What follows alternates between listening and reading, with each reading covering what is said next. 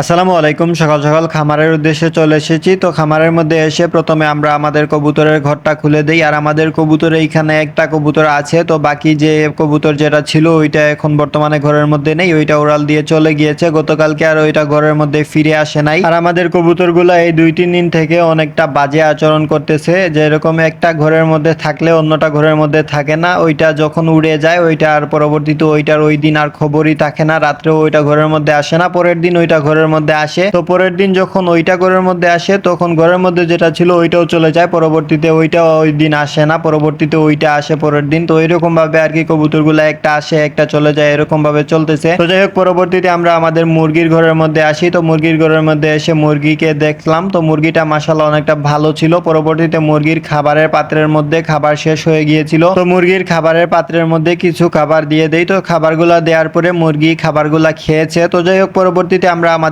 খামারের উদ্দেশ্যে চলে আসি। তো খামারের মধ্যে এসে আমরা আমাদের খামারের তিরপাল যেগুলা ছিল ওইগুলা উঠিয়ে ফেলি। তো ওইগুলা উঠানোর পরে খামারের দরজা খুলে খামারের মধ্যে ঢুকি। তো খামারের মধ্যে ঢুকার পরে আমরা আমাদের পায়ের নিচে কিছু পটাশের স্প্রে করি। তো পটাশের স্প্রে করার পরে মুরগির বাচ্চাগুলোকে দেখতেছিলাম, ওইগুলা মাশাআল্লাহ অনেকটা ভালো ছিল এবং সুস্থও ছিল। তো যাই হোক, পরবর্তীতে আমরা আমাদের মুরগির বাচ্চাগুলোর যেই পানির পাত্র যেগুলা ছিল ওইগুলা একটি একটি করে উঠিয়ে ফেলি। তো ওইগুলা উঠানোর পরে ওইগুলা নিয়ে আমরা আমাদের পুকুরের উদ্দেশ্যে রওনা দিয়ে দেই। তো পুকুরের মধ্যে গিয়ে ওইগুলা ভালো করে সুন্দর করে পরিষ্কার করে ফেলি। তো ওইগুলা পরিষ্কার করার পরে ওইগুলা নিয়ে আমরা আবার আমাদের খামারের উদ্দেশ্যে রওনা দিয়ে দেই। তো খামারের মধ্যে এসে আমরা আমাদের পানির পাত্র যেগুলা ছিল ওইগুলোর মধ্যে আমরা আমাদের পাইপ দিয়ে পানি ভরে ফেলি। তো পানি ভরার পরে মুরগির বাচ্চাগুলোকে একটি একটি করে পানির পাত্রগুলো দিয়ে দেই। তো পানির পাত্রগুলো দেওয়ার পরে মুরগির বাচ্চাগুলো পানিগুলা খেয়েছে মাশাআল্লাহ। তো যাই হোক, পরবর্তীতে আমরা আমাদের খাবারের পাত্রগুলো দেখতেছিলাম, ওইগুলোর মধ্যে খাবার ছিল, তো যার জন্য আমরা আর ওইগুলোর মধ্যে খাবার দেই নাই। তো পরবর্তীতে সকালের মতো খামার থেকে চলে যাই। তারপরে আমরা আবার 11:30টার দিকে খামারের উদ্দেশ্যে আসি। তো খামারের উদ্দেশ্যে আসার মেইন কারণ হচ্ছে যে আমরা আমাদের মুরগির নিচের যেই লিটার যেগুলা ছিল ওইগুলা পরিবর্তন করার উদ্দেশ্যে খামারের মধ্যে এসেছিলাম। তো খামারের মধ্যে এসে আমরা আমাদের লিটারগুলো দেখতেছিলাম, ওইগুলা মাশাআল্লাহ অনেকটা ভালো ছিল, তো যার জন্য আর আমরা ওই লিটারগুলা পরিবর্তন করি নাই। তো যেহেতু লিটারগুলো পরিবর্তন করি নাই, তো যার জন্য আমরা ভাবতেছিলাম আমরা আমাদের মুরগির বাচ্চাগুলোকে একটি একটি করে ধরে একটু ওজন করি। তো ওজন করলে আমরা আমাদের সঠিক ওজনটা দেখতে পারবো। তো দেখতেছিলাম মাশাআল্লাহ মুরগির বাচ্চাগুলোর অনেকটা ভালো ওজন আসতেছে। তো এখানে বেশিরভাগ মুরগি যেগুলা ছিল ওইগুলার ওজন ছিল প্রায় 400 গ্রামের ওপরে,